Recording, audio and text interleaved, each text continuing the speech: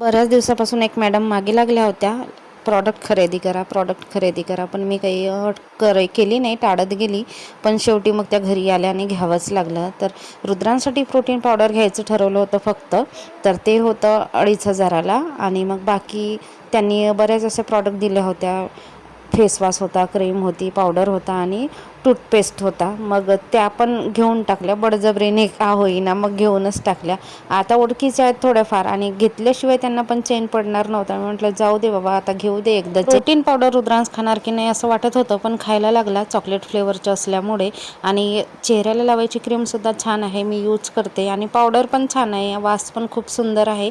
रुद्रांश लागला अभ्यासाला आणि स्वतःहूनच अभ्यास काढतो, खेळतो थोडा वेळ. आणि म्हटलं की कपडे सुकवायची जरा प्रॉब्लेम येते, घरातच दोरी बांधली फॅनच्या खाली आणि मस्त कपडे सुकतात आणि आपला फॅन पण चालू होतो.